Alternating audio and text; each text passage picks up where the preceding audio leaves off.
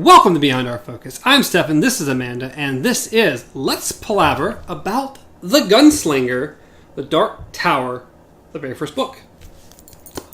So this is going to be very exciting. We're only going to be discussing the very first chapter of the very first book. Which is actually titled The Gunslinger. The Gunslinger. Just like the book is. So it's going to be quite enjoyable. We have not read these books in a little while, so we've been excited to actually get back through it. Oh. We have two different versions of the book. We have the original version, and then we have when King went back and revised and expanded throughout the whole thing. So I got to read some things that Amanda did not. He definitely did change some things, and we're going to try to discuss some of the changes that we recognize, especially a large one. Yeah. There's about a whole page worth of stuff that just got added in there that kind of changes the context of part of it. Well, when someone says, hey, it's on page this, and you have to go 3 pages back from that, yeah. Yeah, these things have definitely changed. In the newer version, there's an introduction and a foreword that's a little different from what that was in this one. Probably should just let her read my part, but literally mine goes like table of contents and then the Gunslinger. And mine's not anything like that. Mine jumps, I don't even know how many pages. Oh, there we go. It jumps all that before you get to the Gunslinger. There it is, I don't know, 13, 14 pages before the Gunslinger. My page Actually, 1 on mine is page 11. Look at these Roman numerals, that looks like 25 pages. So, yeah, there's a little bit. Does yours at least start on page 11? Like, does it say it starts on page 11? It starts on page 3. What? Well, I mean, page 4, page 3. Page 11. How did we do this earlier? How was it? I don't know. I don't know. We don't understand how these books work. They're different. Yeah, mine starts on page 11. Maybe there's a whole lot more in here than I thought there was. I don't know. That doesn't make any sense. Okay, well, we're going to be discussing some things. We're about to find a whole lot of things that are different about these books. So, to begin, also, if you'd like to keep up with us, you could also read the first chapter. Or if you read them a long time ago and you're just enjoying a fun thing, our goal is to keep them spoiler-free as far as any further in the book. We don't plan on talking about anything further than the chapter we've read, and try our best not to discuss anything that's in other books that we're reminded of. We may briefly mention something, but we're not going to try to spoil anything that's going to happen later in the series. So, if you haven't and you're just reading with us, you can actually do that. We're not going to try to split it. We're not going to do anything. We're just going to read through. Spoiler free. Once we finish the entire book, we're going to have a little spoiler cast. Oh, yeah. Talk about the whole book, what's been going on, and everything, how everything pertains to everything. So we're not restricted to the first chapter. So, the introduction is more about King, talking about when he was 19, and just what kind of person he was. And that Lord of the Rings was super popular when he was 19. Lord of the Rings, 1966 to 1967. At least that's what was popular.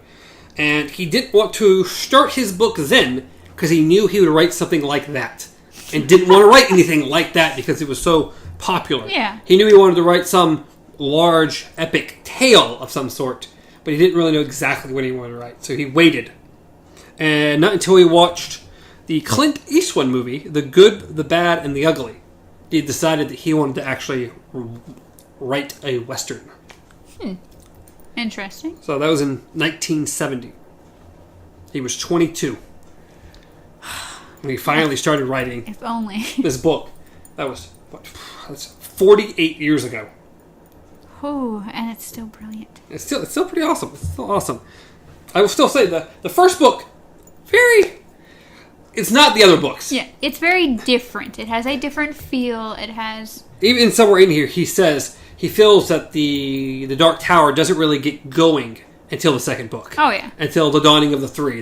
Which I completely agree. The Dawning of the Three feels like a very different book from this book.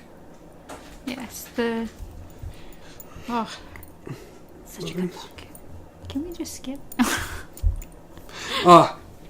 So, So he started writing in 1970. Okay. He says, epicness of the ring, blah, blah, blah. 3 years, and then he took a hiatus much later on. I don't want to spoil too much. Yeah. He wrote the first, second, third, and fourth books, and then there was a huge gap, I think, until 2001 when he started writing again.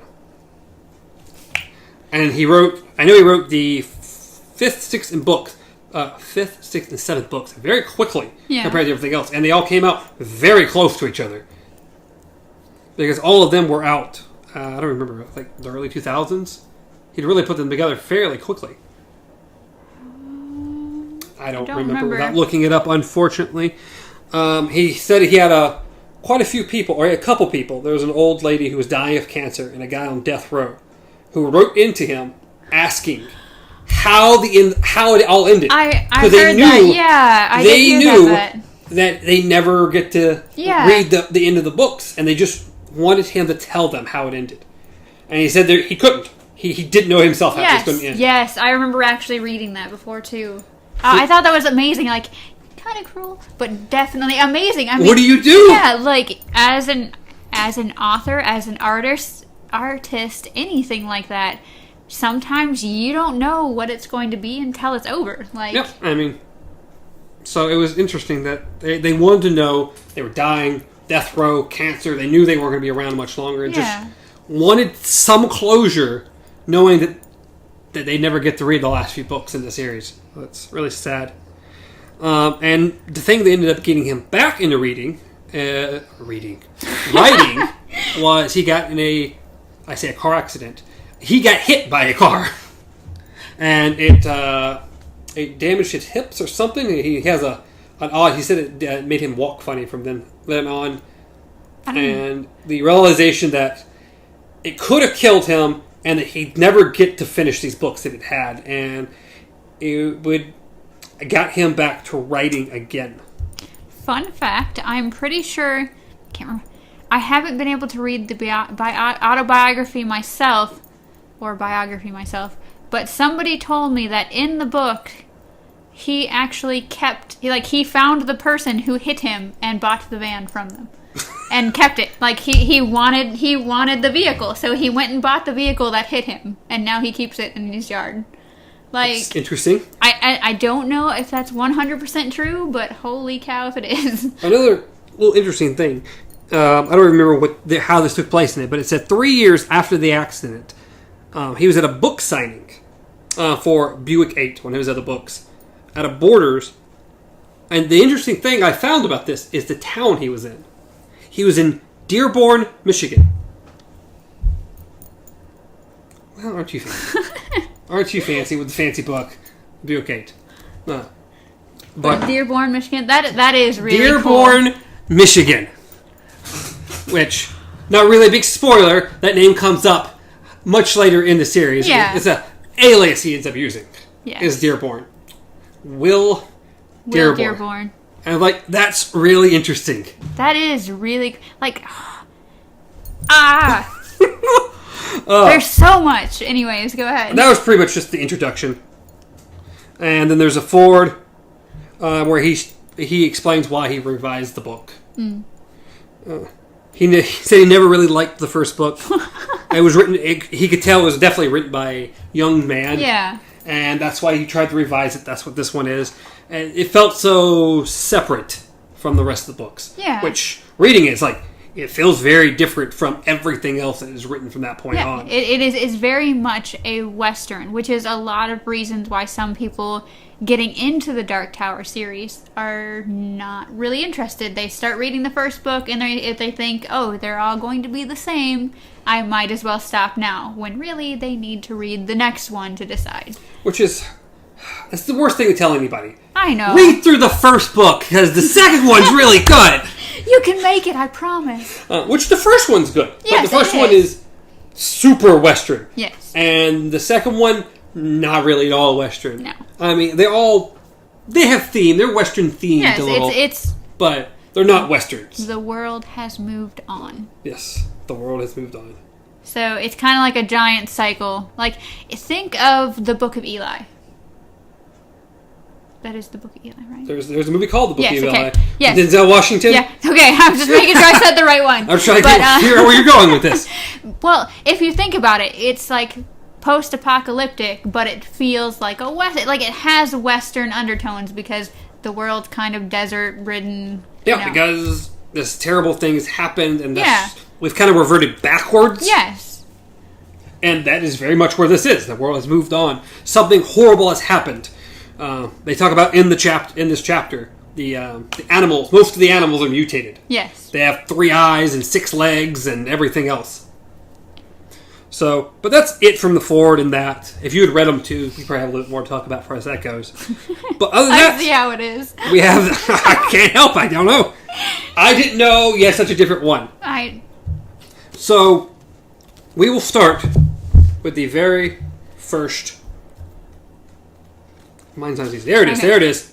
The very first chapter of the very first book. The very first line is the most. First yes. line, and that's why I had to pull it out. Yes. I had to make sure I read it right. Down. Yeah, I had to make sure. If we're going to start this off, we have to start it off right because it's the very first chapter.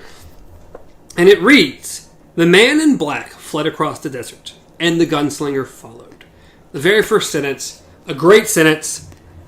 It is one of the most iconic starts to a book. Like, it's just bold, out there, and you don't realize just how strong of a start it is until you make that journey. It's like, it kicks it off, and that's it. Yes. And then even it has a lot more weight behind it, even by the end of the book. Oh, yeah. But it's so cool. You don't realize that when you first read it for the very first time.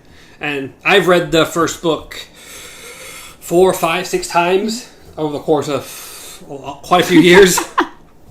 I always went back like, okay, I'm going to read the books, and I get through the first 3, or the first 4, and then I stopped for whatever reason, and then I would do it again, and I did it again, and I did it again, and I repeated that so many times that I've repeatedly read the first 4 books quite a few times. I wish I could say the same, but I actually had to check mine out from the library first, so it's like whenever I could get them, whenever they came in, that's when I read them. So I read up until the last one, and then I just couldn't read it. Like, it's kind of like I didn't want the story to end. So you didn't read it till I forced you to read it. So then it's like we started working together, and you're like, hey, do you like these books? Yes, I like those books. And then how do we get to those books? What actually got us on the topic, whatever reason, The Dark Tower? I don't actually know. No, you weren't reading them or you weren't listening to them at the time, I don't think I was listening to them at the time. I don't think I started listening to them after we had started talking about them, which got me re-interested in listening to them. I don't know. Like, I just remember it's randomly came up. I think it was because we were talking about stuff that was coming up. And we were like, the stupid movie? Yes, the movie did it. Stupid movie. If anything that movie did, it was remind us that the books needed the attention. So I think he blew out the candle or it died. Well, either one. It'd be all right. But I'm pretty sure we knew it was coming up, so we're like, we gotta read them before the movie comes out so that, we have all that information inside our brains. So you started listening, I started reading. You, of course, I think made it through faster than I did. Didn't you? I think so. Because I think I told you at one point, like, I'm listening to the last book. Yes. And when I get done with it, you better read it because otherwise I'm spoiling it for you. So you have to read the last book. Yes. So I literally burned through all of the books except the Wolves of Kala. Yes, Wolves of Kala, which is the fifth book. It was the 5th book. My least favorite book. And so because it was my second read through and I really needed to get to the last book, I went ahead and skipped it, which then when we actually started talking about it, there was so much information that I'm like, I don't quite remember that. I probably actually should have read that one. And then we made it to the last book. It was my first read through of that. And then now we're doing it again. So this we're doing it again. The first book though, I have started like, I think he and I started reading it at one point. So we made it to like maybe the first chapter. And then I was like, I picked it up one day, like, okay, I'm going to reread this. But as far as all the way through, no. This will only be the third time. Quite a few. I forget it like every single time. It's in this book. It's page 69 is the last page of the first chapter. Yeah. So it's not a hard read for anybody to go back. Mine is 66 if you have the original one. So yours somehow starts on 11 and mine starts on 3. So I'm not real sure how these work. I don't quite understand it. We didn't quite go over this before we started filming. So no, like we didn't really compare versions of books until now. Yeah. And then we're like, oh well, this is nice. It's so different. How many pages does yours end up being? Like in total? Total. I mean, roughly. It's just right there at the end. Okay, that's actually... See, I have an afterword, but I don't have a foreword. I don't know if this is the afterword or if this is actually the book. Is it signed by Stephen King? No, mine doesn't have an afterword. What? No. What It literally ends and then has a advertisement for the Wolves of Gilead. And that's it. Well then, haha. I shall have the ending. Mine is 216 pages. Mine is 231 pages. What the hell? So, we're going to have some differences we're going to get to chit-chat about. Holy. There's pages there. It's different. Aww. It's a bit different. Alright, well, we've started with the first chapter. Okay. We have said the famous line. The famous line. It is famous, at least in this book. Where do we start? How do we start? We start by Roland going after the Man in Black. The Man in Black, which we know, at this point, nothing about. No, we just know he is stalking someone across great distance. A great distance, which they say in the very first page. It is an enormous amount of distance. Yes. In a long period of time. Yeah. I think it's only been a few months so far. Because I think in there it says it's been a few months. He's been going to the desert for a couple months. And we know nothing about the Man in Black. We know he is definitely following him. He believes he is getting closer to him. Yeah. Only by a feeling and... Yes, because every time he actually catches any sight of him, it's a cold fire. But Yes. He's still, even though it's just as cold, he still feels he's getting closer. Yes, he feels he's getting closer. He finds no other remains. He finds no trash, nothing else at the campfire, and he assumes he's burying things, and he's trying to... That was one thing that I did write down, is because for me it was page 13. He said there was nothing in the remains but a charred scrap of bacon, which he ate thoughtfully. I was like, wait, what? He just... So, basically that bacon, been there for a few weeks at this point. And I guess... well, that's the thing. It's like, how... It's a cold fire, but how cold is the fire? Because if you think it was weeks, the wind would have already blown any trace of the fire You away. would think, but he also, according to everyone he comes in contact with, they say he's this far behind. But they're not positive because time moves funny around these days. I just thought it was weird that he was like picking through somebody's fire and found a scrap of bacon and was like, nom, nom, nom. Well, he was hungry. He's a very hungry man, as we find out. Which, I mean, at this point, the one thing I didn't remember, once we get a little bit further in here and we get to, what's his name? I forget his name. Yeah, Brown and Zoltan. I forgot that most of this first chapter is him telling a story of what happened before we saw him. Yeah. I completely forgot about that until he started telling the story. I'm like, oh! Well, before we had started, you were like, in Tull, this happened. And I was like, I remember him going to Tull, but I thought it was literally him going to Tull. And then... I thought the book started and we got to Tull, and then we got to Brown. Yes, that's Not what I that we got thought, too. to Brown and we told a story about Tull, and the beginning of the book is like sometime right after him leaving Tull. It was weird. It's weird when you go back and actually read something because it just changes what's actually in your head. wait a minute, I remember this totally different. And then I start thinking, maybe Stephen King's just going back and rewriting everything. And just... Well, yours isn't rewritten. Well, he's done this multiple times, and I don't think so. But, of course, in the beginning, you get a nice description of what Roland looks like. You get his gunslinger vibe, his whole Clint Eastwood...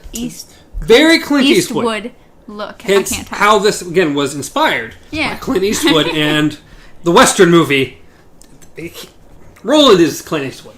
For the most part, he is Clint Eastwood. He's a young Clint Eastwood. That's what he's inspired off of. That's kind of what he's supposed to be. See, that's what... That's what?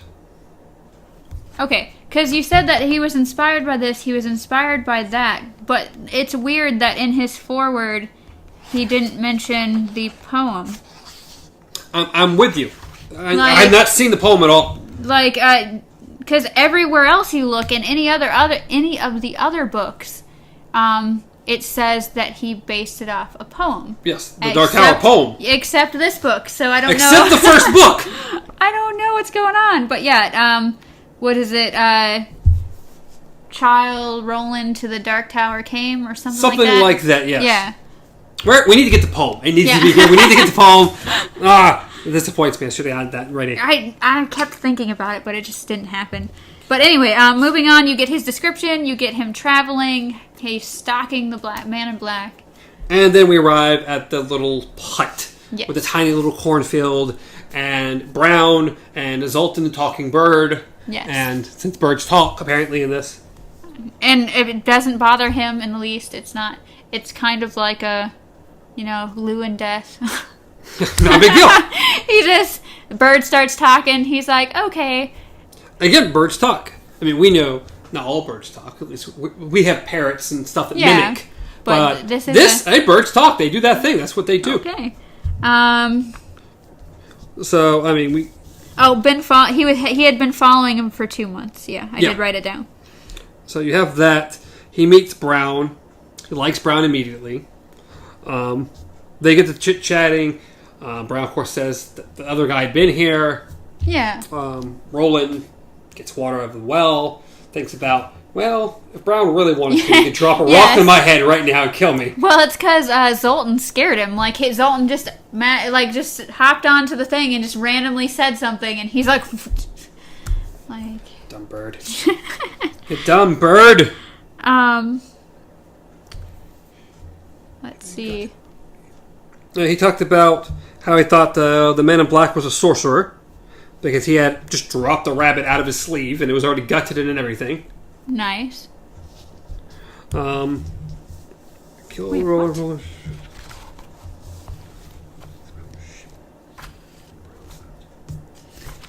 I wish you would have wrote pages down, because... You know what? That would have been nice, too. Because I don't remember him saying that the man in black did that. Yeah, that was Brown said. I remember him saying that he was a sorcerer, but... Who knows? Maybe he added it. Maybe he added that, too. He added all kinds of things. I love that... Okay, I'm sorry. I just randomly appeared, but I love how Zoltan... I love Zoltan's attitude. He's just like, screw you. Screw you and the horse he rode on. I was like, I'm trying to remember. At some point it says Roland is thinking... he starts to think about Shimmy. What? Yeah, that's what it says. I wrote it down. Roland thinks about Shimmy in Brown's hut. It is not in this book. No.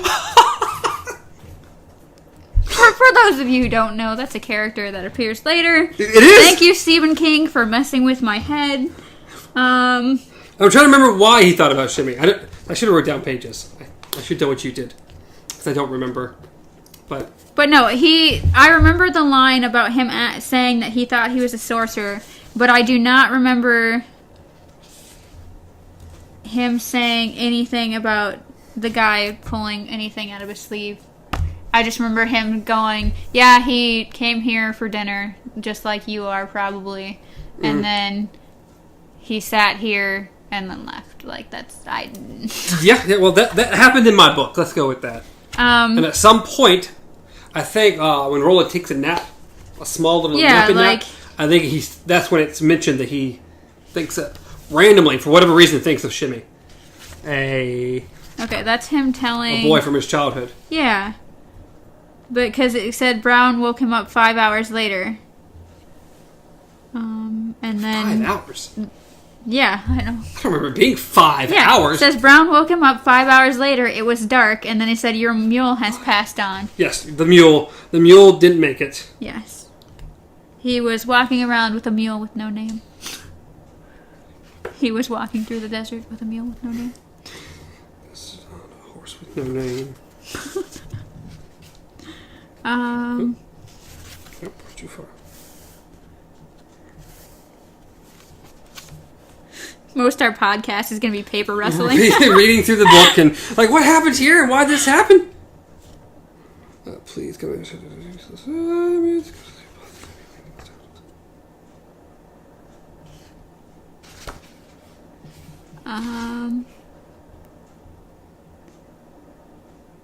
Okay, here's mine. Is that he said...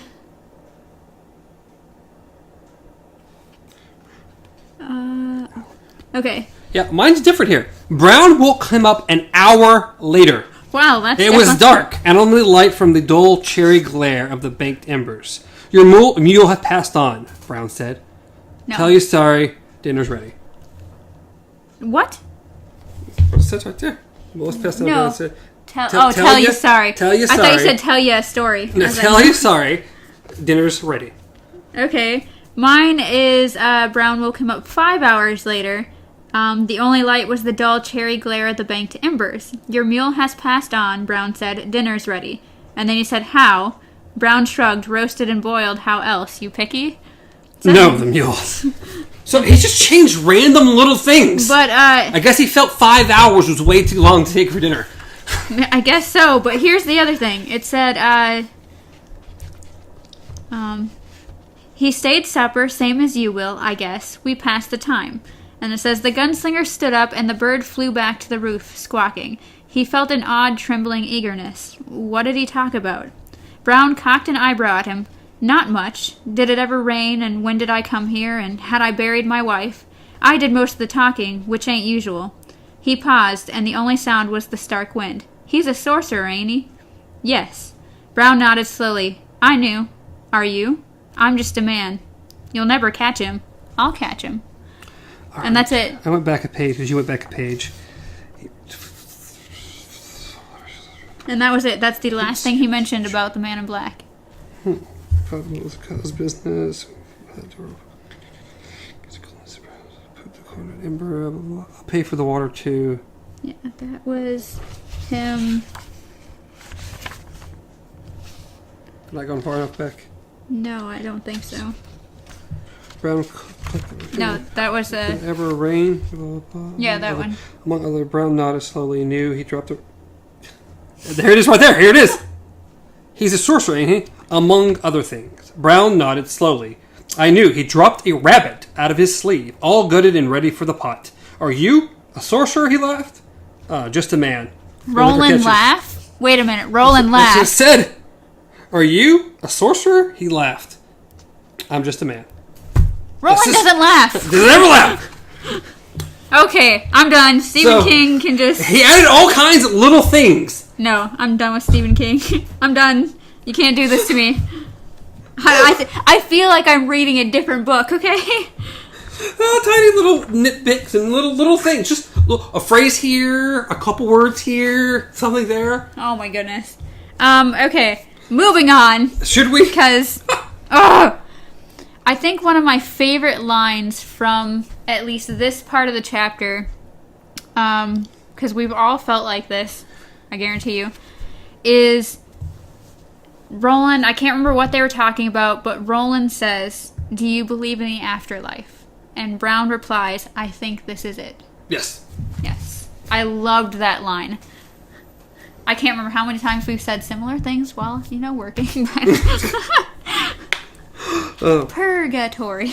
Because also at some point, she was a little because talking about the mule that moved on, he says, animals that... He said, have you ever thought about eating Zoltan? Yeah. And he says, animals that talk be tough to eat. Birds, billy bumpers, human beings. I'm done.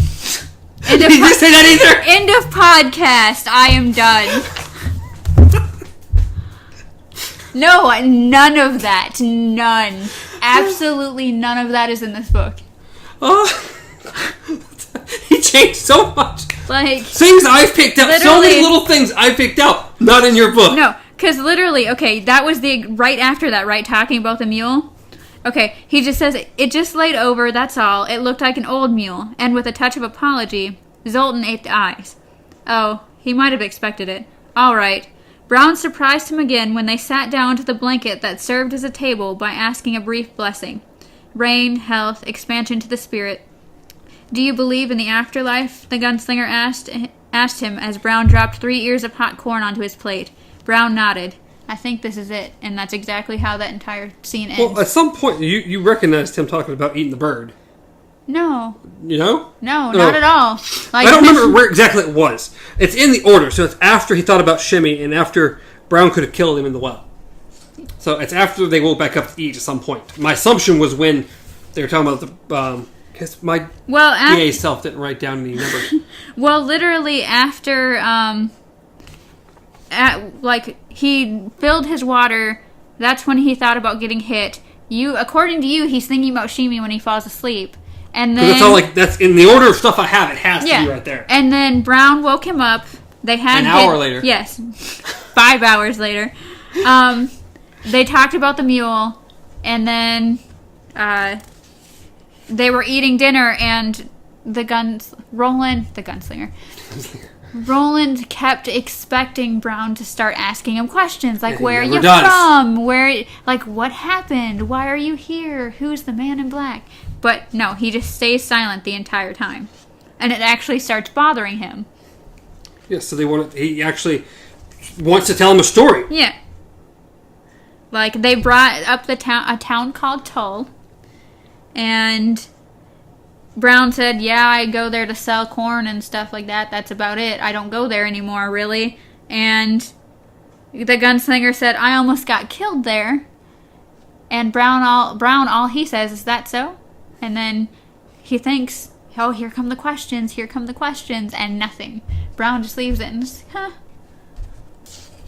Because here it is right here, about him eating the bird. Oh my god. It's literally right after, you believe in the afterlife? It's the next little piece, segment. The beans were like bullets, the corn tough. Outside, the brailing winds, quickly, halfway through, the machine gun wrapped, picking the door. Brown got up and let Zoltan in.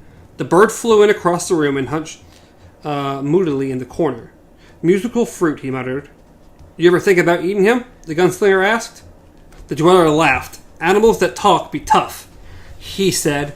Birds, billy bumpers, human beings. Human beings. Beans. They be tough eating.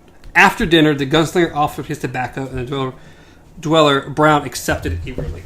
Okay, because mine has Zoltan flying in, but it says, okay, the bird flew across the room and hunched moodily in the corner. Musical fruit, he muttered. Mm-hmm. After dinner, the gunslinger offered his tobacco.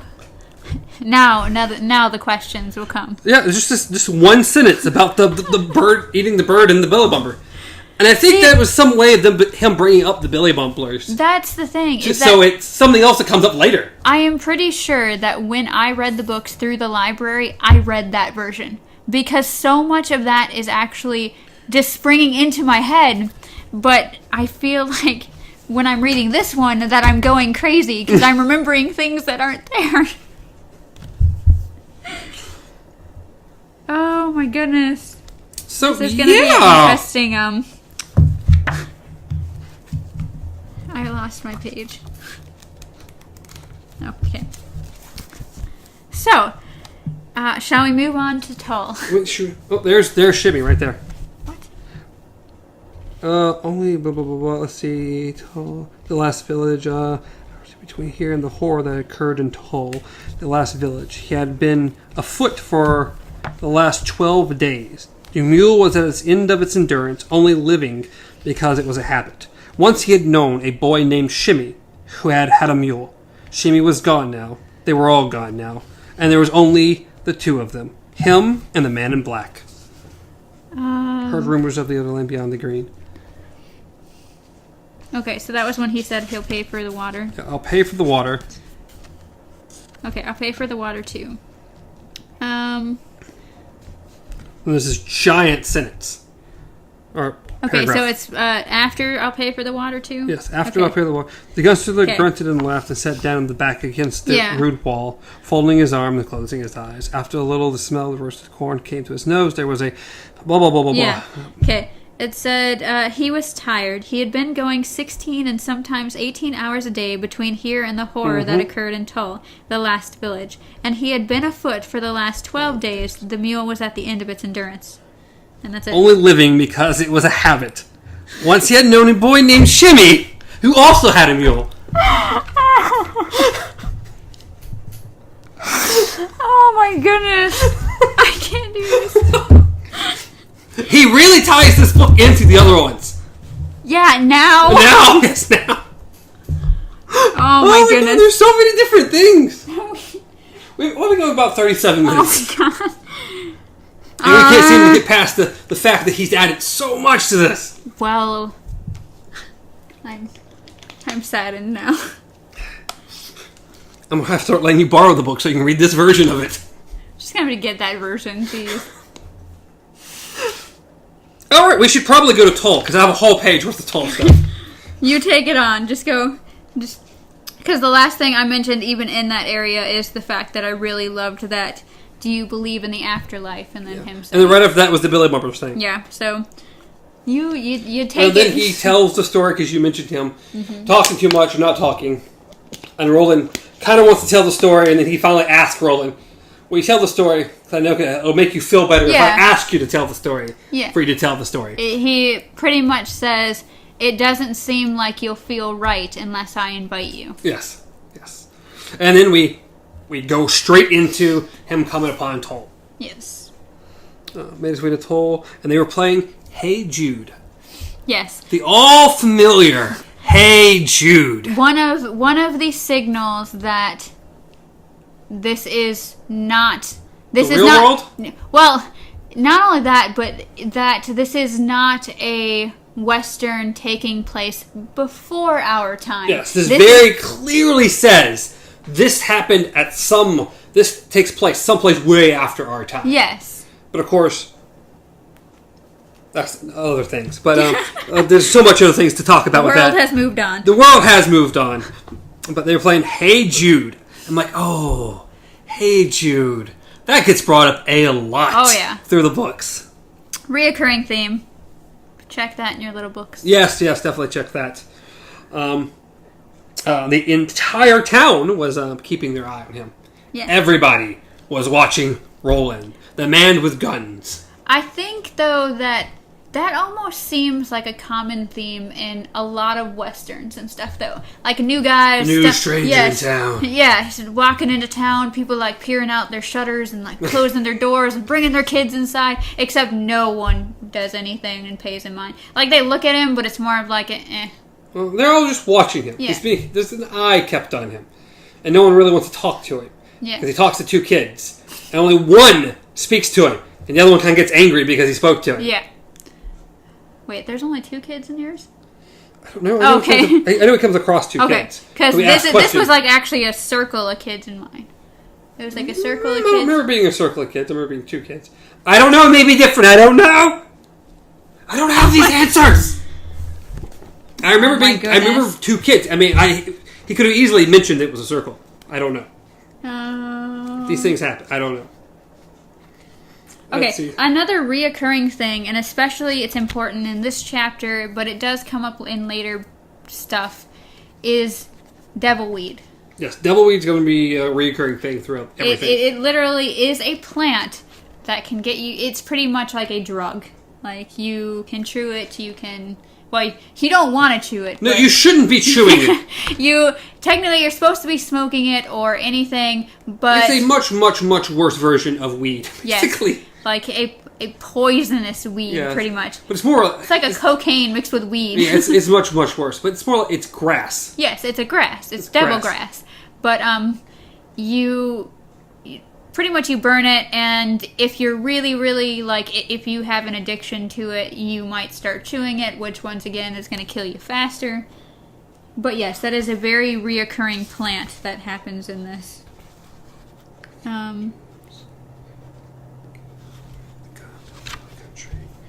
mine's going to be somewhere on page 18 or 19. Okay, mine was on 24. Jewel. I don't understand how it plays out the way it plays out. I don't get it. Okay, I'm sorry. Mine was 3 boys were crouched silently around a marble ring. I'm trying to figure where that is. It's pretty much in the giant chunk of description of who he's seeing, like walking People through in the the town. streets, too many, 3 ladies, blah blah blah. Yeah. Soul old man straw. Talking about a young boy, perhaps 13, and his girl.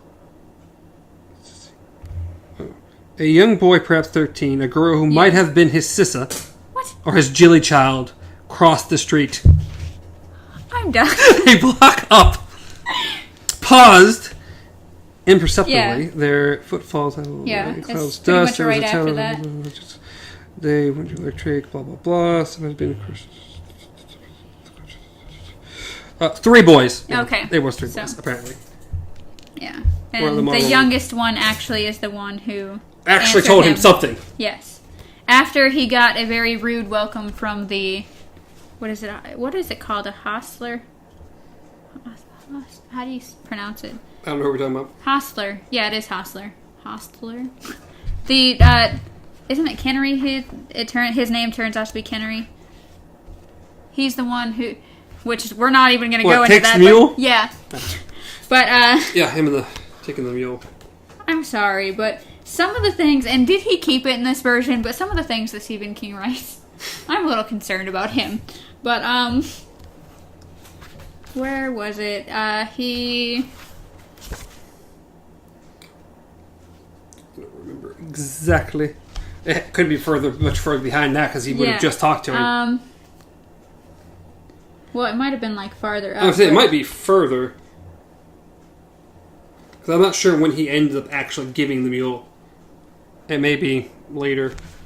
Well, I mean, like, he does give it... He gives him the mule pretty much right then, and then...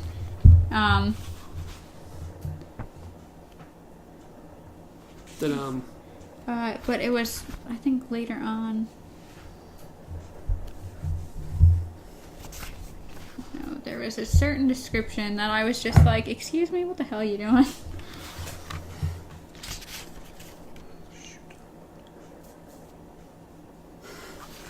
Yeah, it has to be later. Played Hey Jude in territorial eyes on him. Shoot up money. This is when he gives him the... Because he smarts off Roland after he gives him the gold. I ain't got no change for gold. Didn't ask for any. This is blood money. Blood money. Yes, blood money. Mine says shoot up money. Oh, mine says blood money, the hostler muttered. What? Nothing.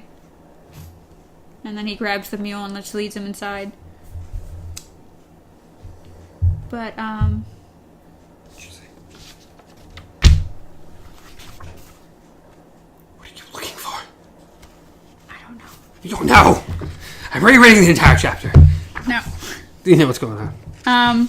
Anyways, my next note isn't until the story of the Man in Black. So if you have anything before then...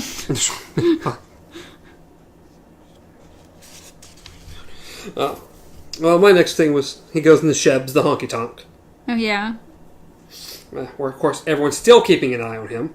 He orders 3 burgers, which she tells him is thoroughbred. He knows she's lying, but doesn't want to think about it. Flicks her a piece of gold. She once again says, I have no change. Didn't ask for any. Of course, followed by a guy who decides to try to sneak up behind him to stab him to take his gold because Roland's flashing all this gold around. And of course, Roland sees him in the mirror behind the bar and it's just like, go sit down. Go sit back. You don't want to do this. Not a good idea. Go sit back down. Yeah. And then right after that, Nort, the weed eater, comes up to him, puts his hand on his shoulder while he's eating, and speaks to him in the high speech. Yes. It's another thing about these books that, I guess that's one of the first times high speech is mentioned. Yeah, I think the very first time.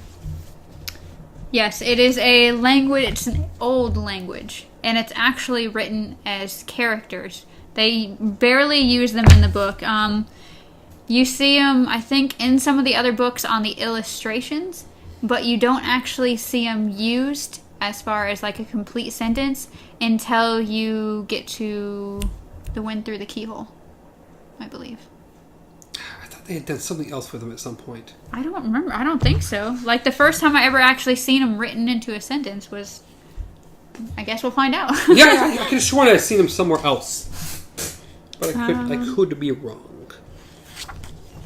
But as I know I saw them in another book, like, where it has, like, the chapter title, and then right underneath it had high speech. But I don't think it was part of the actual thing. I was thinking... Yeah, I don't know if it's... just the regular... integrated, but I know they show it and they do different things with it. But... what's your next note? My next note after Nort speaks to him, I think Roll ends up scaring off all the customers.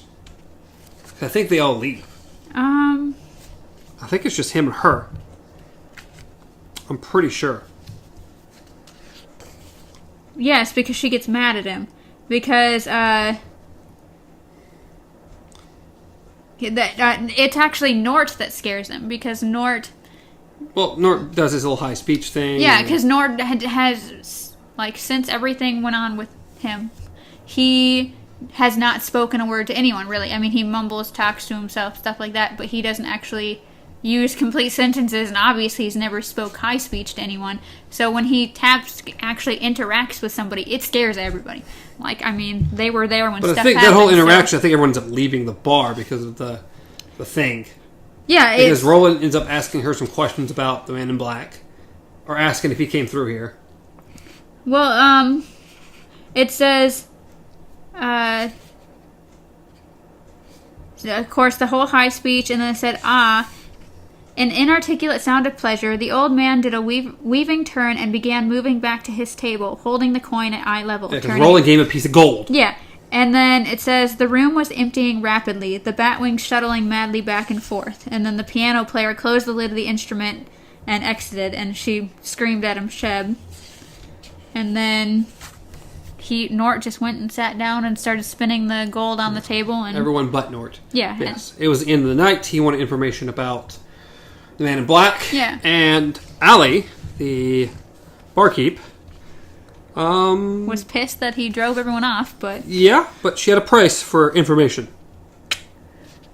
Bow, chicka, bow. Yeah, pretty much. That's exactly what it is.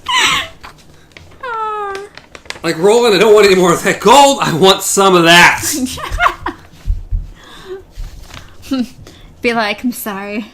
See, isn't it usually the opposite? Like, usually not in this particular circumstance. Usually you're not... it just seems really weird. But anyways, yeah. That's what she wanted. Okay? Apparently. She wanted it for information. Maybe he's the last good-looking person in town. I don't know. I mean, according to some of the illustrations, probably so. But yes, they did their thing, and then... she tells the story of... I think this is where she tells him about the Man in Black and him coming into town and... Pretty much, Roland wanted to know about Nort. Like, how did he get this way? Mm-hmm. What happened to him? Because you could just look at Nort and smell him and everything, and he smelled like death. And she pretty much said that's because he was dead. And then she wanted information from him. I know another interesting thing. Somewhere right around here, he says that he recognizes Sheb. What? When? Somewhere. I don't remember exactly. What the hell? He either asked her laying in bed or something, but he says he recognized Sheb, but he didn't know why. And he pushes out, I think, while he's sitting at the bar. I wish I would have wrote this more legible, because... Can't read your own handwriting. No. Because there's... Oh, 48. Okay.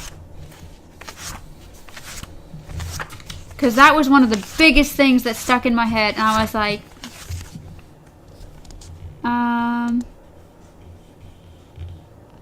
Nope, never mind. Totally different. Way ahead. Because the one I'm thinking about happens in a church, so... Never mind. What? We'll get to that. We'll get if to we that. ever get to that. Our goal is to get to that. It's like a 2-part series. Jeez. Okay. Anyways, the random one, I can't find it anymore. I don't even want to find it. It was just weird. Is him passing, I think, Kernelly. I want to say it. Is it Kinnerly or Kernelly? I don't know. Whatever. The dude who's watching his mule. And how he has like 3 or 4 daughters, whatever. Yeah, several daughters. Okay. And at one point in time, Roland passes them, and he's like, he has a beer bottle in one hand and is holding on to her breast in the other. His second eldest daughter's breast in the other. And I'm like, excuse me? What are you doing? What's going on here? I'm like, okay. Yeah, well, I remember that line. I don't know where it was. I don't want to find it, but yeah, it's there somewhere. I'm just like, Stephen King, someone's a little messed up over here.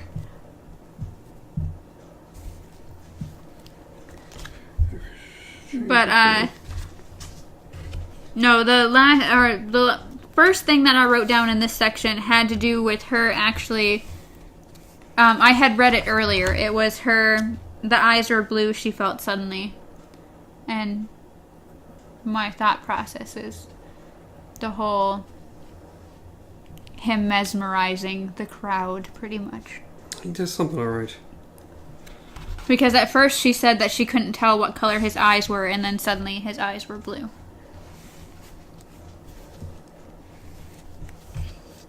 I don't... Oh, there it is. When she's yelling at Shep. It says, Shep, the woman screamed after him, her voice odd mixture of fear and shrewishness? Shrewishness? Shrewishness. Shrewishness. Shrewish. Shep, you come back here. Was that a name the gunslinger had heard before? He thought yes, but it was no time to reflect upon it now, or to cast his mind back. Nope. Just all kinds of nope. All mine was Sheb, you come back here, goddammit. And then the old man, meanwhile, had gone back to his table. Yep, I got an extra line in there that you don't.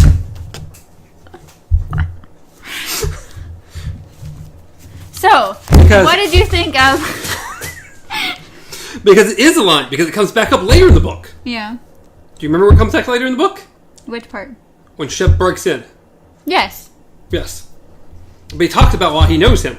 He's like, I remember why I know you.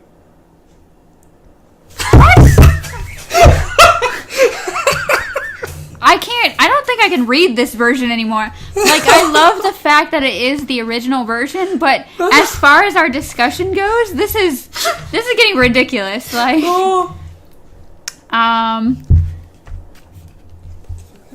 because, once again, he has pretty much decided to stay a couple of days, and so he spends those days with Allie. And at one point in time, they're about ready, to get things started, and Sheb just breaks down the door. Yeah. Unfortunately, don't know what page that is. But apparently, Sheb and Allie had something going on, so he felt that Roland was getting into his territory. So he decided it was a grand idea to... Break it on the gunslinger. Take a knife to a gunslinger. It did not work out well for him. No. Okay, that's the man in black.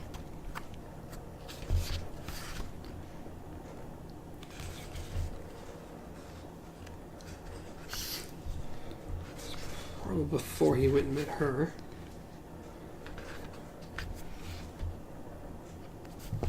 Okay, so... Oh, I'm really there it close. is. Yeah. The door crashed open, and the piano player made his ridiculous knock-kneed run for the sun. Allie did not scream, although Sheb held an 8-inch carving knife in his hand. Mine was on page 46. And well, it's 46 to 47, but also the part I'm talking about is this part. Because after they lay back down, or it's going to be right here, so understand shows the boy, one of 3 boys you could catch stock. Yeah, right there. Okay, yeah. Because it talks about Elder Jones and stuff.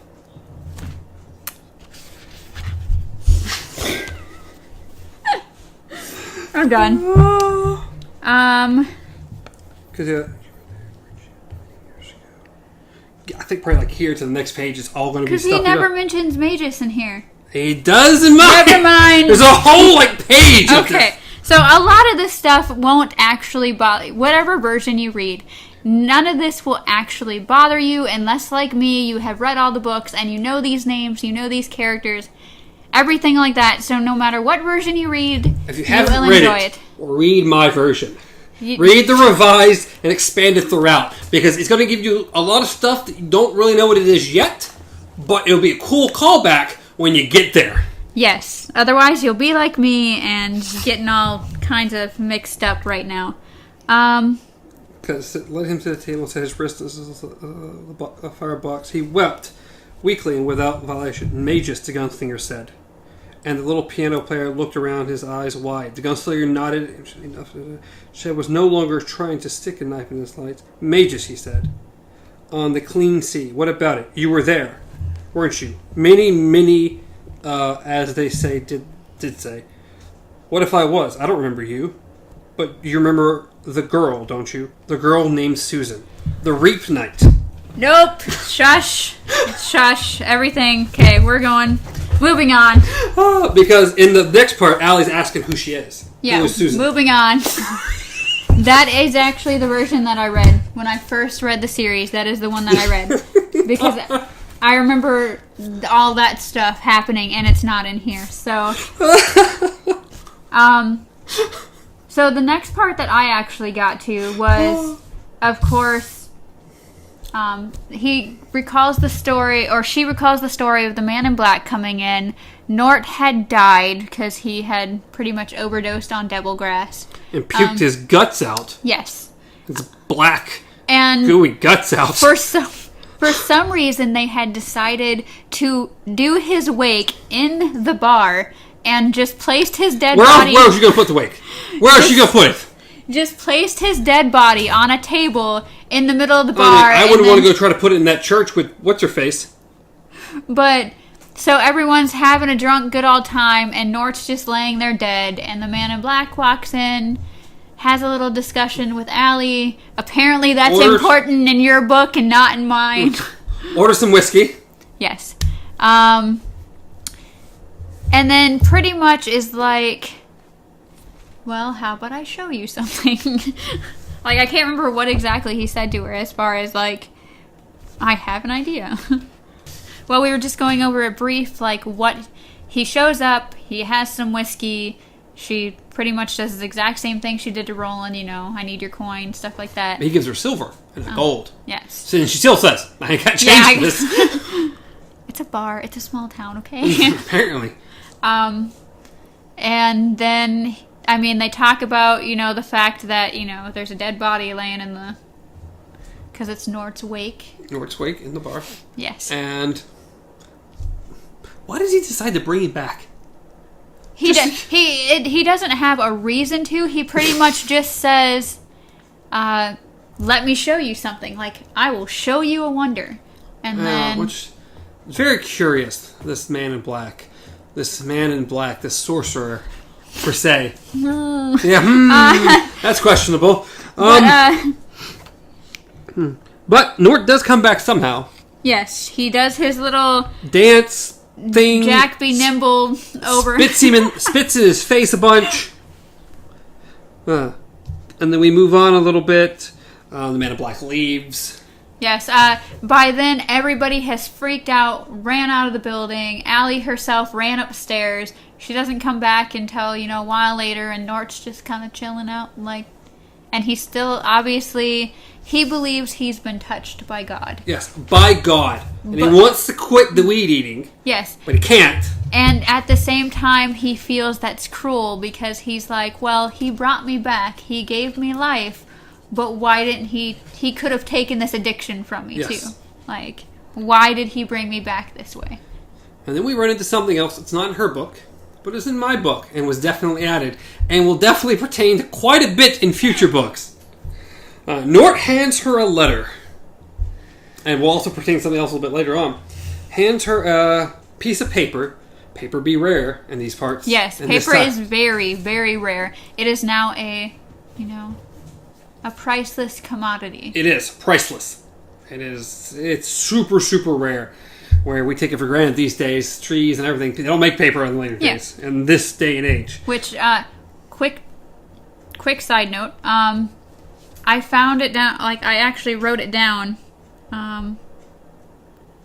magazines.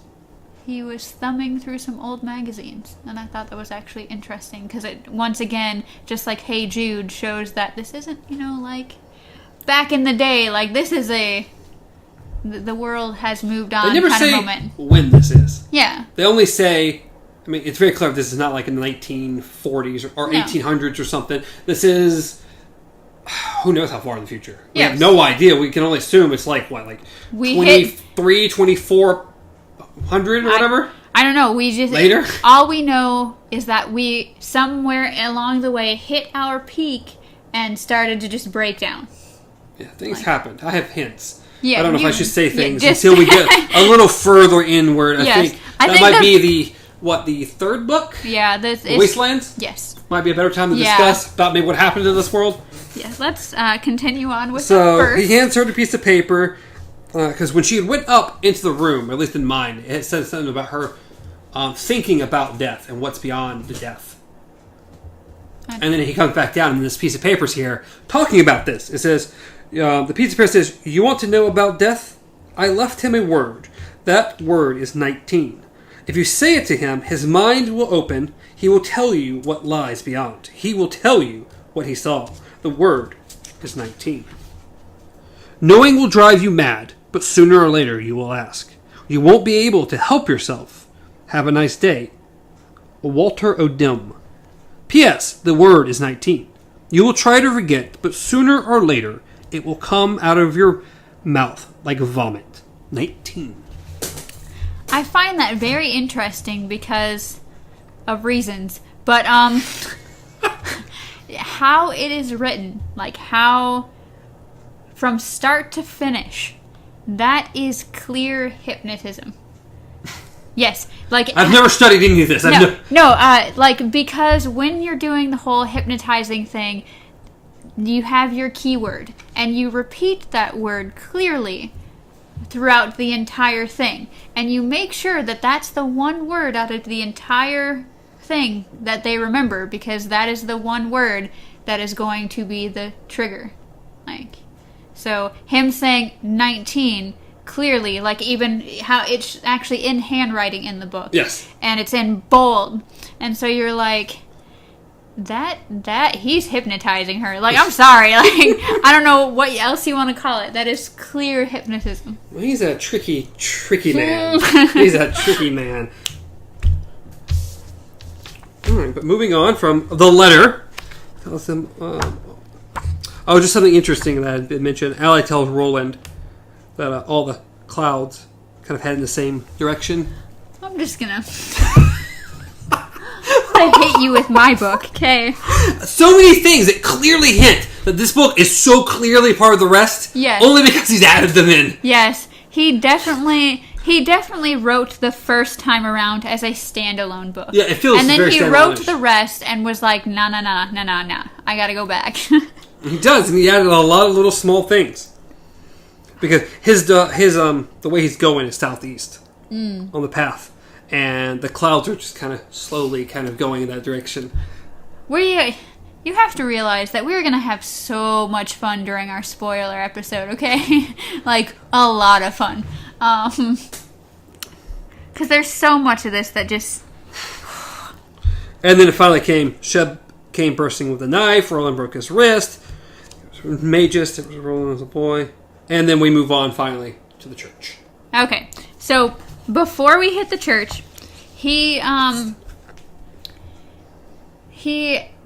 to go, like, he wants to know what's beyond the desert, because Tull is surrounded by desert. Yes. And no one who's been across the desert has survived to tell about it.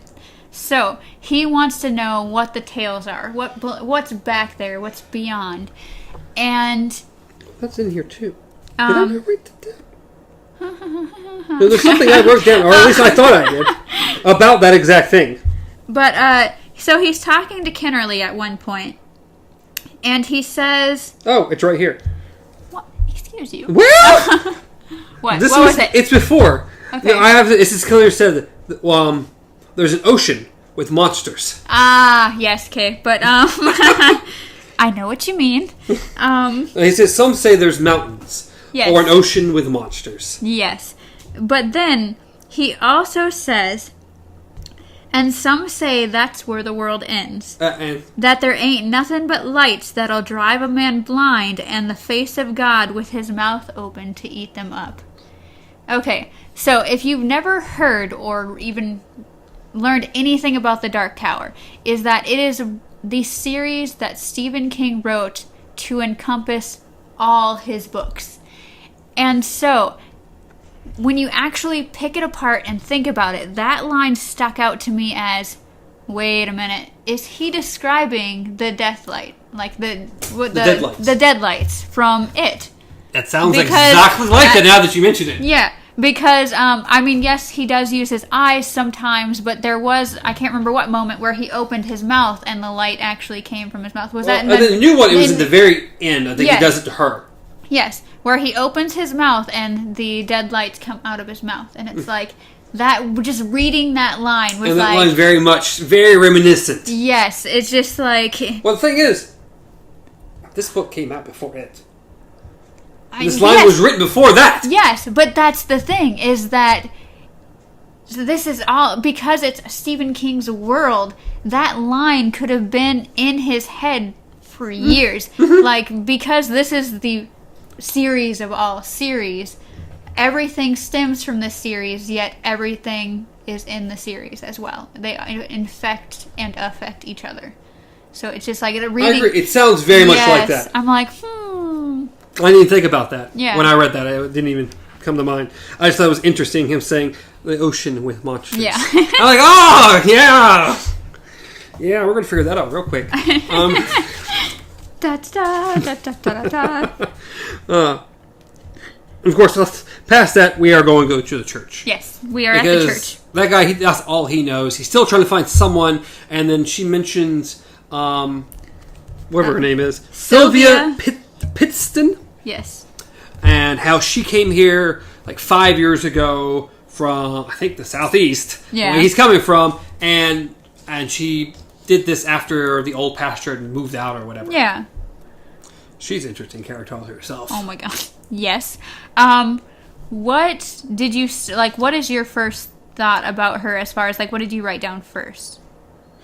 Sylvia Pittston, in her sermon, it's him, the interloper. Okay. Who will come like a crimson king. Okay. So before we even got to that, like, literally when he's... Because Roland, he stands in the shadows. He doesn't... Of course, they don't have pews, so no one's sitting. But he stands back in the shadows. He kind of just observes everything.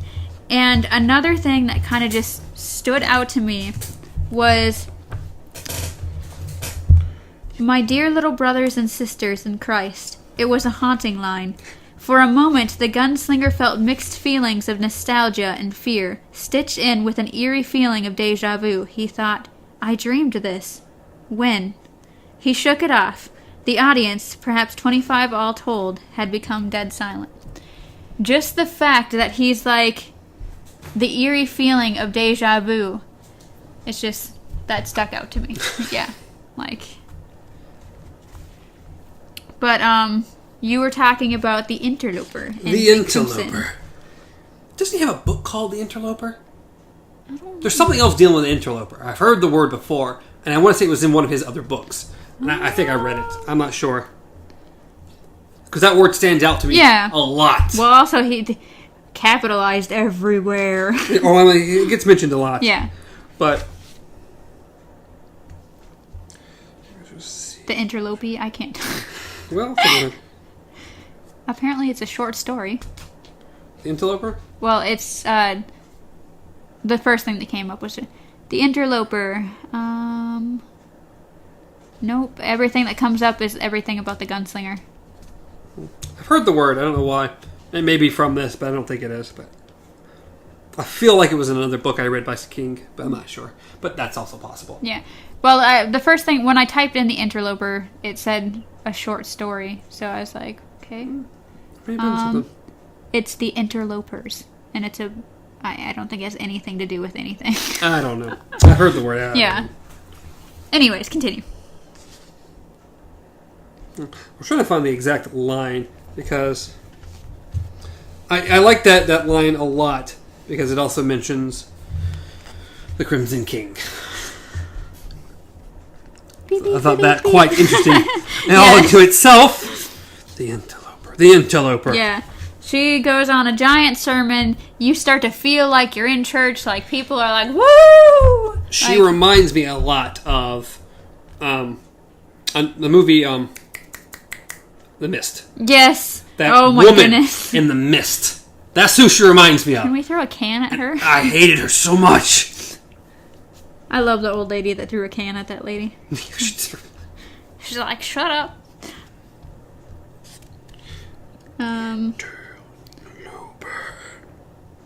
There's just a bunch of it. But no, I don't believe in my book, it mentions the Crimson King. What? Nope. What? Not at all. Of course it doesn't. Here it is, right here. It says, rocking and sobbing, congratulations, became... Okay. Congregation, I can't read. Became a sea. The woman seemed to point at all of them and none of them. It's him that will come as the Antichrist. Yep. A crimson king with bloody eyes to lead men to the flaming bowels of perdition? Perdition? Yes. To the bloody end of wickedness, as star wormwood hangs blazing in the sky. Yes, mine just goes as the Antichrist to lead men into the flaming bowels. Another little key word he throws in there. I'm about to throw my book. Also have significant meaning throughout the rest of the series. Something so small, but that is huge. Yes. Take notes, you guys. I will just let you read a chapter, give it back to me. I'll read a chapter. Just write this stuff down. You'll remember. You'll need it later, okay? And 51 and 52. And then my next thing just goes to him bursting into her shack. Mine was... God. So many little things. What was it? It was... What I wrote down was, does he know what's coming? Does he? And so I said, because it says,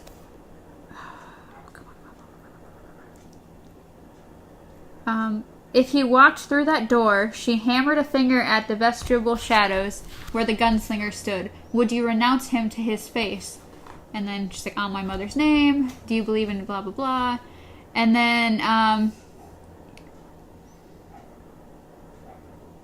will you crush him if you see him, brothers and sisters? Yes, sated. If you see him sashaying down Main Street tomorrow, praise God. The gunslinger, unsettled at the same time, faded back out the door and headed for town. The smell of the desert was clear in the air. Almost time to move on. Almost.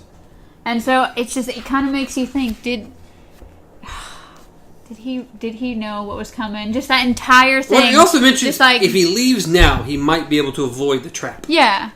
But he's like, nope, I can't do it. It's just like this entire adventure. Damn you, Roland. Ka. Well, we haven't even heard about Ka yet. It doesn't matter, Ka! Anyway, he goes to visit Sylvia Pittston in her shack. What? I think mine actually my last note that I wrote.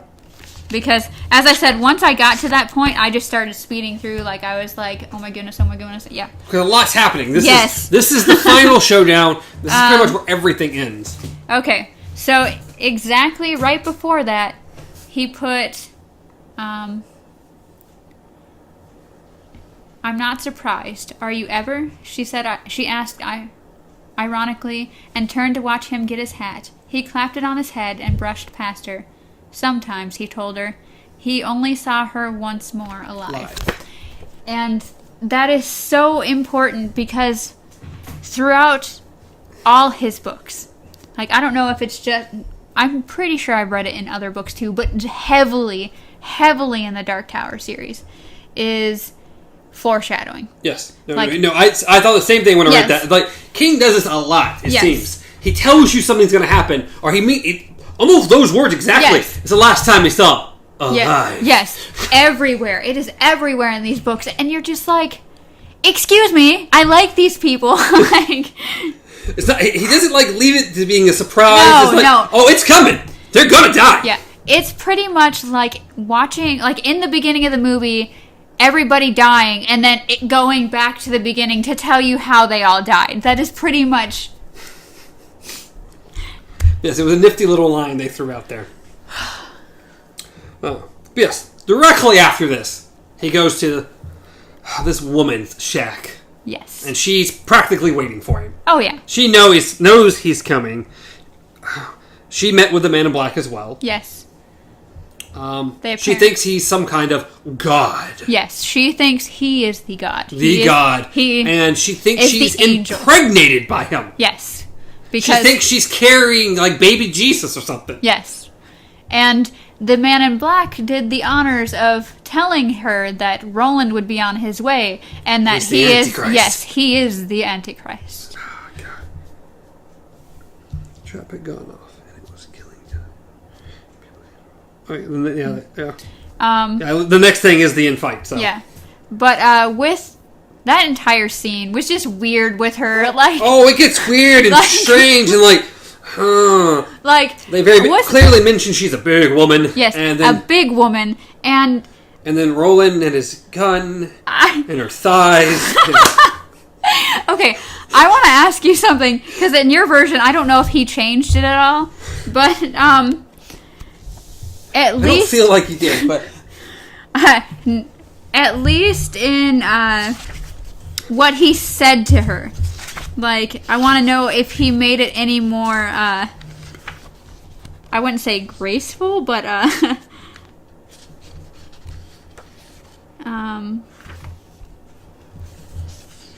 okay.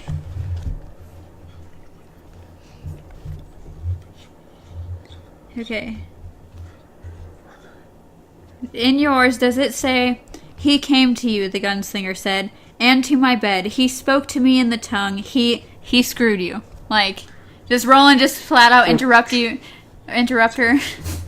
And to my bed. He spoke to me in the tongue. High speech. He screwed you. Yes. In every sense of the word. Damn it. She did not flinch. You walk an evil way, gunslinger. You stand in the shadows. Yeah. You stood in the shadows of the holy place last night. Did you think I couldn't see you? Yeah. Why did he heal the weed eater? He's an angel of God. So she doesn't think he's God. She thinks he's an angel of God. He said so. I hope he smiled when he said it. She drew her lips back from her teeth. I love Roland. Okay. Wait, go back for a minute. Okay. After I hope he smiled when he said that, what does she say? He smiled when he said that. She drew her lip back from her teeth in an unconsciously furrowed gesture. He told me you would follow. He told me what to do. He said you are the Antichrist. Okay, so it's the same thing. Yeah. Shook his head. He didn't say that. She smiled up at him lazily. He said you would want to bed me. Is it true? Did you ever meet a man who didn't want to bed you? What the fuck? Mine doesn't say that. Mine says, she smiled up at him lazily. He said you would want to bed me. Do you? Yes. No, Nope, a little different. Is it true? Did you ever meet a man who didn't want to bet you? Oh my goodness. The price of my flesh would be your life, Gunslinger. Wow. He definitely got more poetic about it, because this one is, the price is your life, Gunslinger. He has got me with child, the child of an angel. He has got me with child. If you invade me... Oh, this is different. Got me with child. Not his, but the child of the great king. Fucking no. Mine says, he has got me with child, the child of an angel. If you invade me, she let the lazy smile complete her thought. At the same time, she gestured with her huge mountainous thighs. They stretched beneath her garment like pure marble slabs. The effect was dizzying. Yeah, the rest of it's the same, but it's the great of a great king. He just left, like, a crap ton of little hints of future things. This is the better version! I'm gonna have to just go out and buy the new... That if I'm gonna finish... Okay, if we are going to finish this... You're telling me we can't keep going back and forth what you're missing? I don't think so, because I feel like one chapter has already taken us almost a full hour, if not an hour and a half. We're about an hour and a half at this point.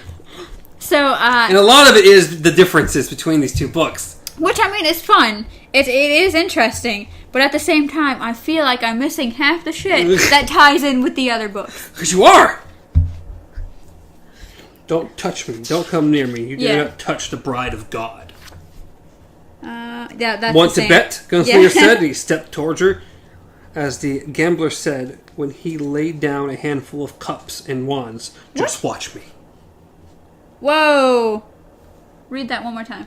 It says, don't you dare touch the bride of God. Want to bet? The gunslinger said. He stepped towards her.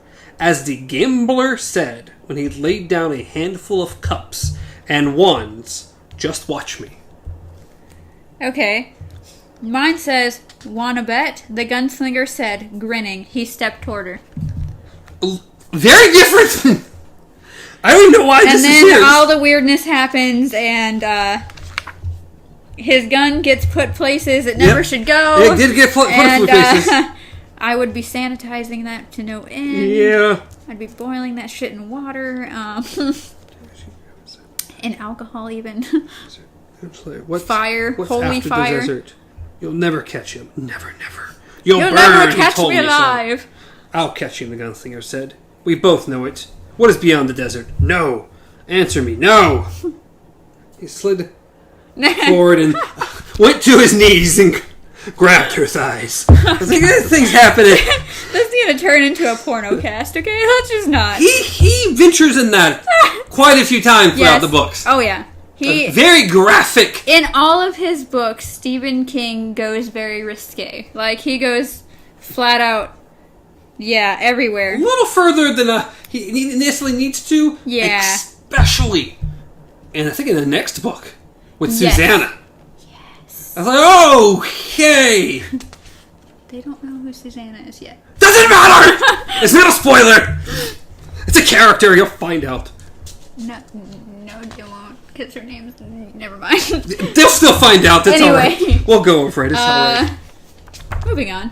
Moving on. He leaves her, because we don't need to hear anything about that ever again. Burn your eyeballs, children. I mean, my only next note is literally the fight. So. Yeah. Which is literally the end, so. So pretty much, he leaves her. He collects his mule. He pretty much is like, okay, this is definitely the sign that I need to get the hell out of here. And decides, okay, it's time to... Well, he goes to get the mule, and the first thing that happens is Subi, which is I think the oldest or the second oldest daughter One of the daughters of Kinlery, the hostler, comes up behind him with a plank of wood and pretty much plans to just beat the shit out of him, I guess. But he dodges it, of course, and looks at her like, who the hell do you think I am? And then Kennerly kind of gets all nervous and is like, ha ha ha, and then hands him over the mule. By the time he arrived at Kennerly, a queer obscurity had come over the northern horizon, and he knew it was dust. Overtold they were still dead, Kennerly was waiting for him on the Chaffstruge stage. that was the floor of the barn. Leaving, he grinned objectively at the gunslinger. Hmm? What are you talking about? Okay. Leaving, he grinned. Yeah. I don't remember the part you were talking about him trying to hit the gunslinger over the head. He Subi does. He's sitting there talking, and it says I want my mule now, the gunslinger said simply. Sure, but Kennerly did not turn away, merely stood as if searching for something further to say, grinning his groveling, hate-filled grin, and his eyes flicked up and over the gunslinger's shoulder. The gunslinger sidestepped and turned at the same time, and the heavy stick of stove wood that the girl Subi held swished through the air, grazing his elbow only. And then she lost hold of it and pretty much swung herself to the ground.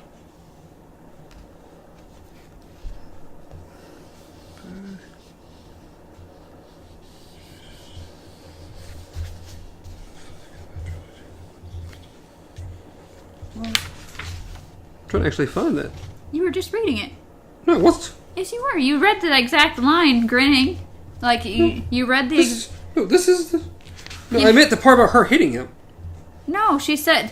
I said she came up behind him with a plank of wood. I don't see that. You were just reading it. No, I read the next part. By the time he arrived at Kennerly. Okay, no. Leaving, he grinned. You read that.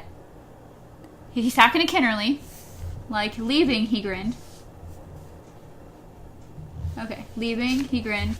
Oh, so this is after this part. Yes. That's what you're saying. Okay, no wonder I don't know where it's at. Okay. Yeah, so you sidestepped. Okay. See, sometimes I just don't remember. It wasn't important, okay? It's not important. That's what it was, because that was the first person to take anything against him, was Subi. And Kennerly pretty much set it up. He was like... Well, they want to rob him. I think everybody in the town wanted to kill him, okay? Yeah, but it gets a lot worse here in a couple seconds. Oh, yeah. Of course, also Stephen King mentions a lot of breasts in this book. Her breasts thrust with overripe grandeur. Jesus. I love how Kennerly's like... Okay, so pretty much the scene is... He's staring at Kennerly. He sees Kennerly flick his eyes up. He sidesteps. Subi swings, throws herself to the ground because she swung too hard. And then he looks at her. She looks all like sad and like, oh my goodness, I failed. He looks straight at Kennerly again. And Kennerly's grin was huge. His skin was waxy yellow. His eyes rolled in their sockets. He began in a phlegm-filled whisper and could not continue. The mule. The gunslinger prodded gently. Sure. Well, it's like, you know what? I know I just tried to kill you. You can have the mule. It's all right. Oh my goodness. I guess you being a gunslinger and all, you're a lot. You should be, yeah. But yeah, he pretty much got everything ready, left Kennerly's, and started towards ships. He packed a whole bunch of stuff from the bar, a whole bunch of hamburgers. Yeah. Pretty much, I think he figured everything's about to go to hell, so I'm just going to take what I need, and... He took a lot.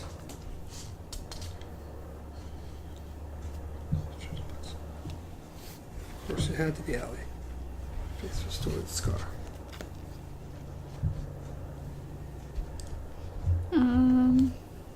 Okay, so that was one of the main differences that we saw originally. Yeah, and this is another big difference.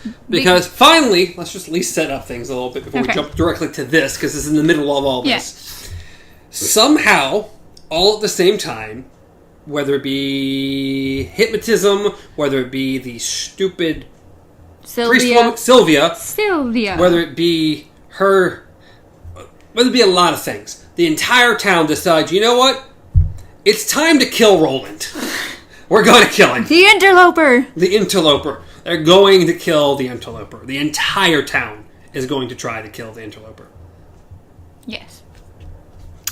And so everyone just starts pouring out of the bars, the houses. It's worrying me. No, we're good. We're solid. It's worrying me. It's not turned towards me? Yeah. I'm just worried. So we're solid, though. So everybody starts pouring out of the bar. not the bar, because he was just in the bar. So their houses, sheds, everything. They have wood, knives, anything that could, except guns. Like, no, guns are a rarity. That's why when you see someone with guns, you automatically think that's a gunslinger. Yes. There are no one with guns. Yeah. Roland is the only person in the town with a gun. Yes. So everyone starts pouring out like it's a grab your pitchfork kind of moment. And one of the first faces, or one of the few faces he ends up seeing, is Allie. Yeah. Being held hostage by, I believe, Sheb. Yes. For me, because this was a huge difference that Stephen apparently decided to change, was that he saw that she was held hostage. The distorted, grimacing face of Sheb peered over her shoulder like a witch's familiar. She was his shield and sacrifice. He saw it all, clear and shadowless in the frozen, deathless light of the sterile calm, and heard her. He's got me. Oh, Jesus, don't shoot. Don't. But the hands were trained. And then mine reads, very differently, deathless lights of the sterile calm, and heard her. Kill me, Roland. Kill me. I said the word 19. I said, and he told me I can't bear it. The hands were trained to give her exactly what give her what she wanted. And to me, that is a huge, important difference as far as this version compared to Stephen King going back. Because it's difficult to say, being that we are only in the first part. Yeah, but this is him bringing up 19. Yes. And the Men in Black using that. He gave her a note, and that he did not. Yes. This is him introducing the number 19 in the very first book. Yes. Versus waiting way down the line, we finally get to the number 19. Well, it's not only that, but it's the fact of mercy killing.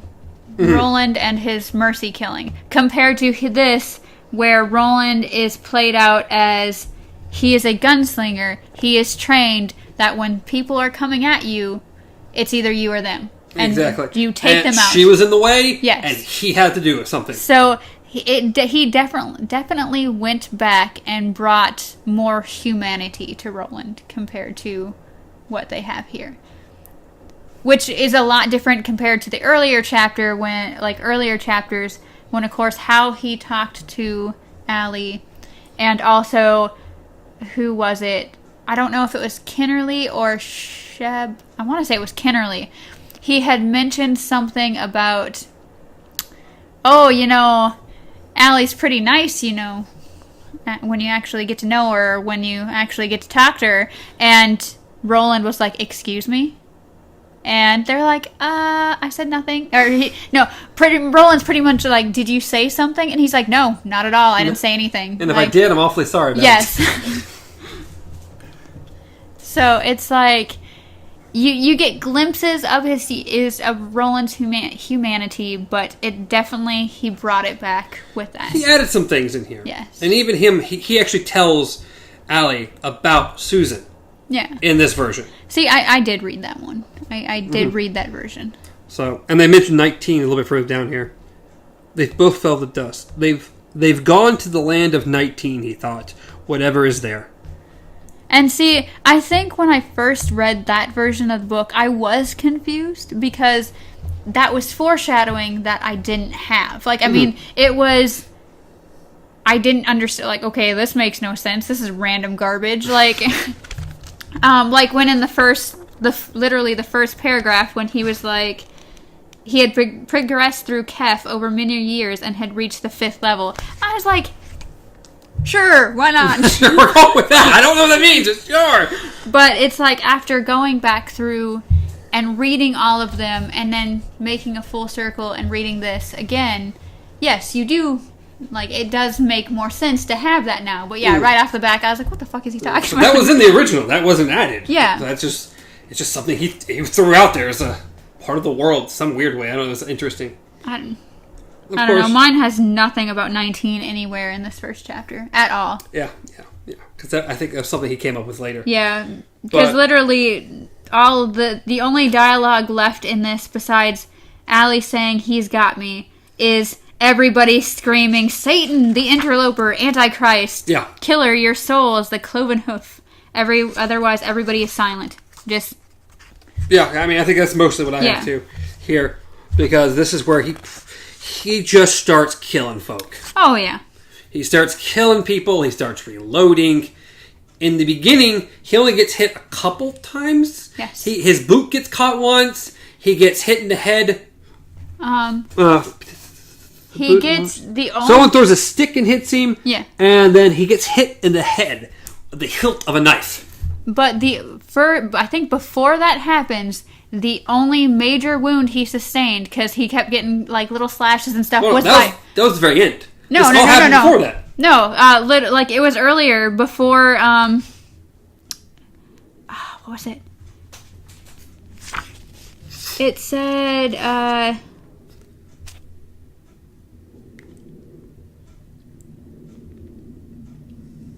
What was it? You're talking about the kid who caught him across the cap. Yeah, it was. That happens after this. Are you sure? Because he only got a couple of things, and finally, a kid gets him across the calf, and he gets stabbed a bunch of like little bitty pricks and stuff. And at the very end, he says the only major wound he had was the one across the calf. Yeah, but it didn't happen at the end. It didn't happen like at the very, very end, but it happened after these three things. Because I took note of these three things, because I didn't think he was going to get hit at all until finally in the end. There it is. He does get hit in the face with the knife. Like, he gets hit in the knife. Okay, so it did knock him over. And then he was stabbed in the back. He was hit across the ribs. Okay, so yeah, when he was on the ground, that's when a small boy squirmed at him and made the only deep cut across the bulge. Okay. So yeah, it was after he got hit in the face. I thought it was before. Like when he was saying, shut the hell up. The gunslinger blew his head off. Yeah, blew his head off. It was very nice descriptive there. Yes. Blew his head off. So yeah, he just keeps going through them. This is also one of those times where you learn about Roland's skill he has as a gunslinger. As far as his ability, and it's not a superhuman ability, it's just a very, very quick reflex ability from trained hands to reload without even thinking about it. Mm-hmm.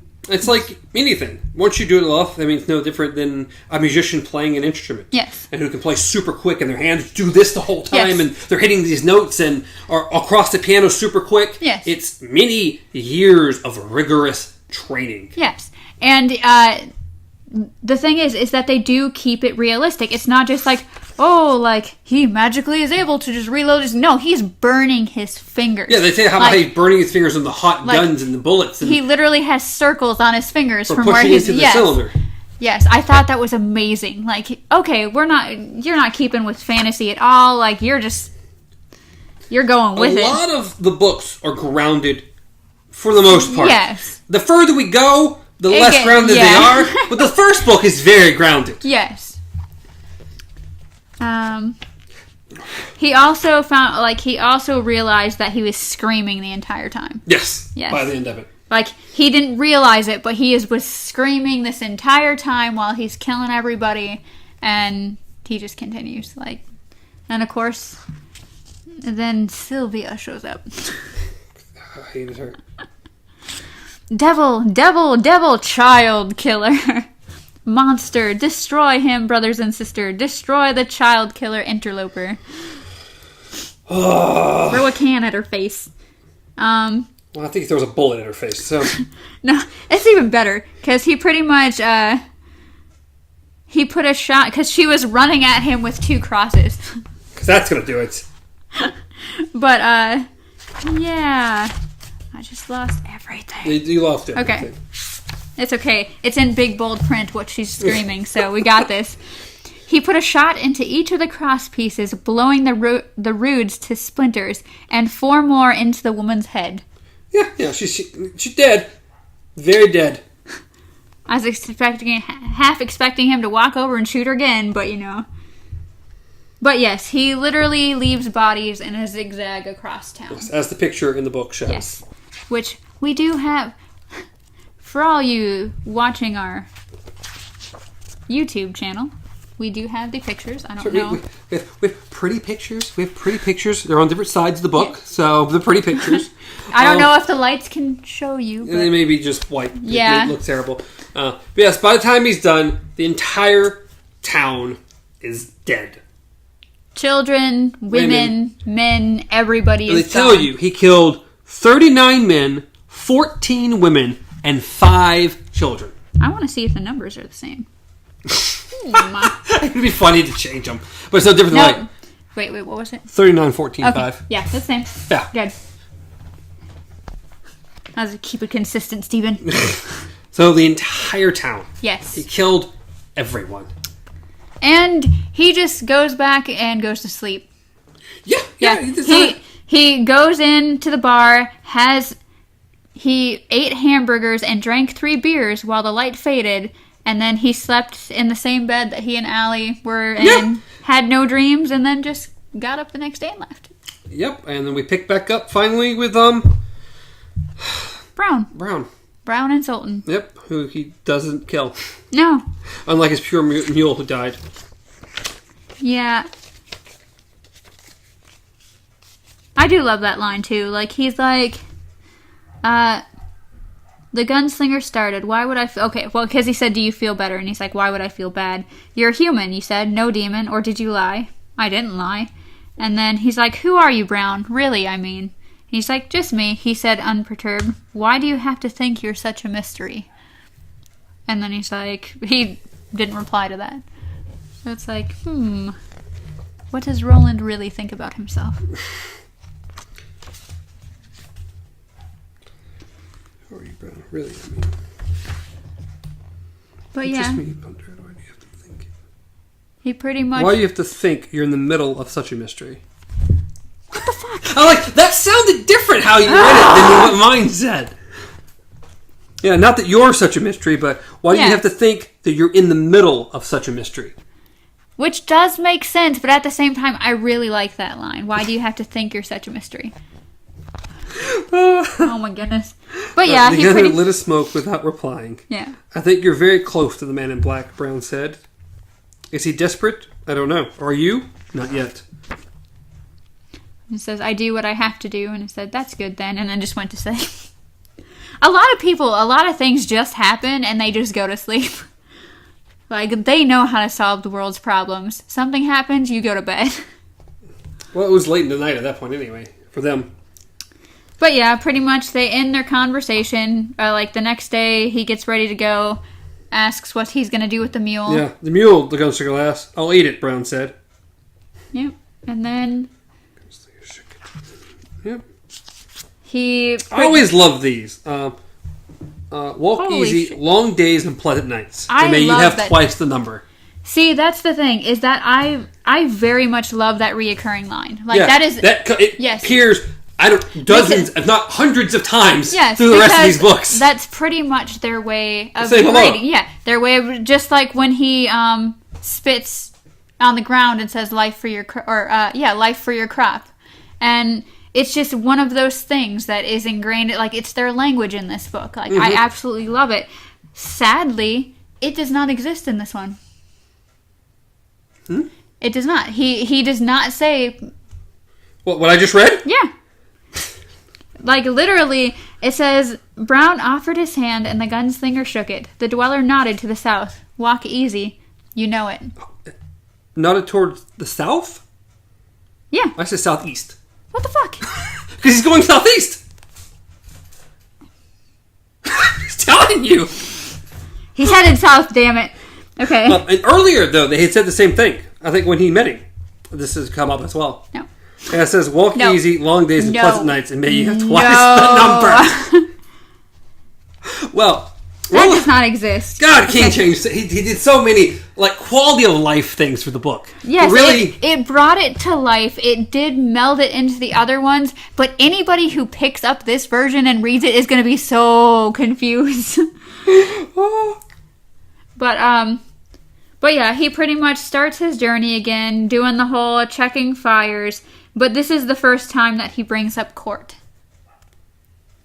At least in my book. He brings up Court, his trainer. Oh, I had heard about Court a couple times throughout the book. I don't know. I can't tell you where. We're not going to find it. But yeah, Court gets mentioned a few times. I think maybe in passing it's in here, like just a random thought. But this is the first time he actually like. Well, this is the first time he tells anything, but the Court's name is brought up several times. Oh, I don't remember that, but this is the first time that he actually has a solid thought about Court, like thinking more and more about Court. Yeah, what would Court do? Moment. There we go. Court had to know black from white. Speaking of the book, fire. Made him think of Court again. Court was dead. They were all dead, except for him. The world had moved on. The gunslinger shouldered his gunna and moved on with it. What the actual? Okay. So here's the thing. Everything has to be different. Here's the thing. Okay, gunna is another very well-used term in the books. It's their pack. It's their supplies. Pretty much their backpacking kit. Okay, so that is very popular. Second off, no. Okay, this is how mine ends. Oh, God. He would, does he look at the fire? Like, does he look at the shape of the fire? Yeah, okay, superimposed, okay. He was a romantic. He knew it, and he guarded the knowledge jealously. That, of course, made him think of Court again. He didn't know where Court was. The world had moved on. The gunslinger shouldered his tote sack and moved on with it. Well, wait, yours is very, very different than mine. Because I have a lot more than that, too. It says, jealously, it was a secret he had shared with only a few over the years. The girl named Susan. Oh, my God. The girl from Magus had been one of them. That, of course, made him think of Court again. Court was dead. They were all dead, except for him. As I said, moved on, the gunslinger shouldered his gun and moved on with it. I read that Mine's better! It is way better, and I have read that one. It really is better. It's so much better. Everything he added is, again, quality of life. It really brings it together, and it makes it feel so much more a part of the other books. Or that one feels like it does stand apart from those. Yes, which I can definitely understand, but I will admit one thing. This version of the book is definitely going to make it a lot easier to not spoil the rest of the books, because there is that disconnection. But I like this one so much more. I am thinking about just picking up that one, so that way we're on the same page and we don't have to go back through every time. We did a lot. This is turning to a 2-hour podcast. Holy shit. About the first chapter. No wonder why they're only on the second book. That may explain a lot of talking about it. Well, that is the end of the first chapter. It's extremely long. I don't know if anyone will get this far. No. I don't know if anyone will listen to us ramble for 2 hours about one chapter and go through the book for a dozen times. But that is the end. This is the end. I hope you enjoyed it. I hope you read along with us. We will try to narrow down. This is a little shorter next time? Yeah. I think it'll be more helpful if I get the same book first off. Even though I do like the the comparisons, it just takes a little bit too much time for what we want to do. We'll definitely make sure we write down more numbers, what pages. Yeah. So we can definitely compare those easier and make it a little faster. Yes. We shouldn't have a 2-hour podcast about one chapter. I think it's a little much. But I do think it is a great start. It's almost like the pilot episode. It is. I don't even know a better word for it. But I guess what I'm saying is that, like most pilot episodes, it is longer than the rest of them. Okay. Well, we very much. I'm making excuses. Okay, Leave it do alone. what you have to do. I enjoyed this first chapter. Yes. It was great going through. It was great talking about it. I hope you enjoyed. Hope you actually watched it. Anyone who made it through. We congratulate you. Please let us know if you did actually make it this far. If you made it through the end. And you like the length, let us know that. If you don't like the length, let us know that too. Yeah, just kick us. Throw some comments down there. Yes. Throw some likes on there if you liked it. If you didn't, please just dislike it. Just dislike the whole thing. It was terrible. It's horrible. We're going to do it again anyway. We're begging for dislikes. But regardless, let us know what you think. Put it in the comments. Do a video response. Or, just send us over at Twitter. Exactly. You can reach us at Twitter at BJJGamer, KZPup. The show at Beyond Our Focus. And I believe that is it for now. So, watch our other stuff on YouTube. We've got Would You If, we've got Breaking Prisms, and we've got What's in the Box. So, a whole bunch of shows, whole bunch of stuff. Hope you watch it, hope you enjoy it. But, until next time, be well.